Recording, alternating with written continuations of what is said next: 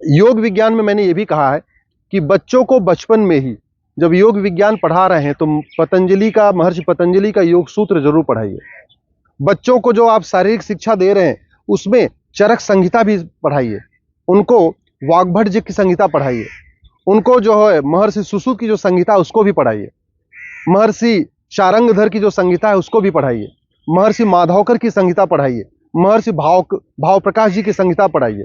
अगर हम एक एक किताब में, मान लीजिए कि हमने छठवीं से शुरू किया, छठवीं में हमने चरक संहिता पढ़ा दिया, सातवीं में हमने सुश्रुत संहिता पढ़ा दिया, आठवीं में हमने वाग्भट संहिता पढ़ा दिया, नौवीं में हमने पतंजलि जी का योग सूत्र पढ़ा दिया, 10वीं में हमने भाव प्रकाश संहिता पढ़ा दिया, तो 10वीं आते आते बच्चा केवल योगी नहीं सीखेगा बल्कि आयुर्वेद के जरिए, नेचुरोपैथी के जरिए, अपने खान पान में बदलाव के जरिए कई बहुत सारी बीमारियों का, अगर पहली बात तो बीमारी होगी नहीं और होगी भी तो वो उसका खुद ही इलाज कर लेगा। इससे देश के ऊपर बहुत बड़ा बर्डन कम हो जाएगा, टैक्स पेयर के ऊपर बहुत बड़ा बर्डन कम हो जाएगा।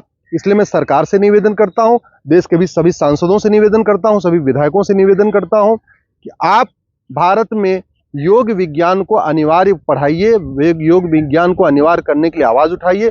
मैं आपसे भी निवेदन करता हूं, इस वीडियो को सभी अपने सांसदों विधायकों के पास भेजिए, जो आईएएस आईपीएस आपके जानने वाले उनको भेजिए और सरकार से मांग करिए कि भारत में योग विज्ञान को 10वीं तक अनिवार्य किया जाए और पतंजलि के योग सूत्र के साथ साथ चरक संहिता को भी पढ़ाया जाए, भाव प्रकाश संहिता को भी पढ़ाया जाए, वाग्भट संहिता को पढ़ाई जाए, सुश्रुत संहिता को पढ़ाया जाए, नेचुरोपैथी को भी पढ़ाया जाए। देश के सभी स्कूलों में योग और स्वास्थ्य, योगा एंड हेल्थ साइंस, इसको मैंडेटरी करने की मेरी पीआईएल चल रही है। उस पे कोर्ट ने दिल्ली सरकार को, केंद्र सरकार के आयुष मंत्रालय को, केंद्र सरकार के शिक्षा मंत्रालय को और केंद्र सरकार के स्वास्थ्य मंत्रालय को नोटिस जारी किया है। सीबीएसई आईसीएसई को भी नोटिस जारी किया है, एनसीईआरटी को भी नोटिस जारी किया है। हमने ये मांग किया है कि राइट टू हेल्थ हमारा फंडामेंटल राइट है और जब स्वास्थ्य अच्छा नहीं होगा तो फिर समाज अच्छा नहीं होगा। इसलिए पहली से लेकर 10वीं तक योगा साइंस यानी योग विज्ञान को अनिवार्य करिए, सभी स्कूलों में एक कंपलसरी सब्जेक्ट के रूप में इसको इंट्रोड्यूस करिए। भारत के कई स्कूलों में योग विज्ञान अनिवार्य रूप से पढ़ाया जा रहा है। पतंजलि के देश भर में जितने स्कूल चल रहे हैं वहां योग विज्ञान अनिवार्य है। ऐसे कुछ और भी स्कूल चल रहे हैं जहां योग विज्ञान अनिवार्य है, लेकिन न तो सीबीएसई ने योग विज्ञान को अनिवार्य किया है, न आईसीएसई बोर्ड ने किया है, न यूपी बोर्ड ने किया है। हरियाणा बोर्ड ने योग विज्ञान को अनिवार्य कर दिया है। दिल्ली में भी योग का अनिवार्य नहीं किया जा सकता। तो पूरे देश में जितने भी स्कूल हैं, चाहे वो राज्य सरकार के स्कूल हैं या केंद्र सरकार के स्कूल हैं या केंद्रीय विद्यालय हैं या सैनिक स्कूल हैं, जो भी हैं, उसमें योग विज्ञान को अनिवार्य किया जाए, स्वास्थ्य विज्ञान को अनिवार्य किया जाए और कौन से योग से क्या फायदा होता है, नेचुरोपैथी से क्या क्या फायदा होता है, क्या खाना चाहिए क्या नहीं खाना चाहिए, कौन कौन सा योग करना चाहिए, दैनिक दिनचर्या कैसी रखनी चाहिए, इसको मैंडेटरी शामिल किया जाए।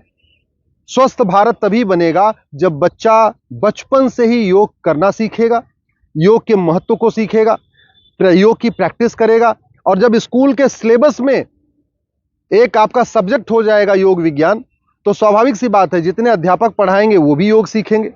बच्चा घर में होमवर्क करेगा तो माता पिता भी योग विज्ञान के बारे में समझेंगे। भारत की नेचुरोपैथी, भारत की प्राकृतिक चिकित्सा को, भारत के आयुर्वेद को, भारत के योग को जन जन तक पहुंचाने का सबसे अच्छा तरीका है कि प्राइमरी के सिलेबस में और सेकेंडरी के सिलेबस में योग विज्ञान के नाम से एक अलग से किताब, एक सब्जेक्ट रख दिया जाए, एक अलग से किताब चलाई जाए, उस पर प्रैक्टिकल भी हो, उस पर कंपटीशन भी हो, उस पर लेख भी हो, उस पर लेक्चर भी हो, उसकी प्रैक्टिस भी हो। और बचपन में हम लोग करते थे, हम लोग पीटी वगैरह किया करते थे, लेकिन ये बाद में ऐसा हुआ है कि पूरी तरीके से योग को साइडलाइन कर दिया गया। योग विज्ञान अनिवार्य होगा तो नैतिक शिक्षा बढ़ेगी। जब बच्चा योग करेगा, योग सीखेगा, तो उसके अंदर जिहादी सोच नहीं आएगी। अगर बच्चा बचपन से योग करना सीखेगा, योग के बारे में पढ़ेगा, योग की पद्धतियों को समझेगा, प्राकृतिक चिकित्सा को समझेगा, नेचुरोपैथी को समझेगा, क्या खाना चाहिए, कब खाना चाहिए, क्या नहीं खाना चाहिए, ये सब सीख लेगा तो स्वस्थ रहेगा, शरीर भी स्वस्थ होगा, मन भी स्वस्थ होगा। और जब स्वस्थ शरीर होगा, स्वस्थ मन होगा, तो स्वस्थ विचार भी होगा। अभी आप देख लीजिए, दुनिया भर की बीमारियां चल रही हैं हॉस्पिटल में, और हॉस्पिटल जो पूरे भरे हुए हैं, इसका सबसे बढ़िया तरीका है कि प्राइमरी और सेकेंडरी के सिलेबस में ही एक सब्जेक्ट डाल दिया जाए, योग विज्ञान। मैं देश भर में जितने भी योग के अलग अलग संस्थाएं चल रही हैं उनसे भी निवेदन करता हूं, इसके लिए आवाज उठाइए, क्योंकि प्राइवेट संस्थाओं के जरिए योग को घर घर नहीं पहुंचाया जा सकता है। अगर स्कूल के सिलेबस में एक योग विज्ञान किताब आ जाएगी तो योग पूरे देश में फैल जाएगा। कश्मीर से कन्याकुमारी तक, कच्छ से कामरूप तक हर घर में योग पहुंच जाएगा। जब योग की एक किताब रहेगी, फर्स्ट में, सेकंड में, थर्ड में, यानी पहले से लेकर 10वीं तक बच्चा लगातार योग को पढ़ता रहेगा, योग को सीखता रहेगा, योग के लाभ को समझेगा, तो एक बहुत जल्द ही पूरे देश में एक योग का पूरा माहौल बन जाएगा। ये जो लाखों करोड़ रुपए स्वास्थ्य पे खर्च हो रहा है, ये बजट भी कम हो जाएगा। जब लोग योग करेंगे, स्वस्थ रहेंगे, बीमार नहीं होंगे, तो हॉस्पिटल में जो भीड़ कम हो जाएगी। सरकार को अलग से और हॉस्पिटल बनाने की जरूरत नहीं पड़ेगी।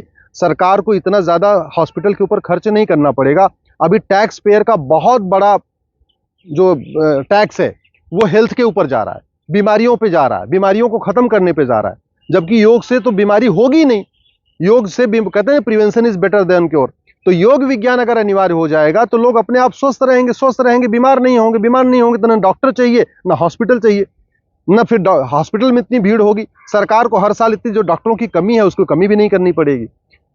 योग विज्ञान में मैंने ये भी कहा है कि बच्चों को बचपन में ही जब योग विज्ञान पढ़ा रहे हैं तो महर्षि पतंजलि का योग सूत्र जरूर पढ़ाइए।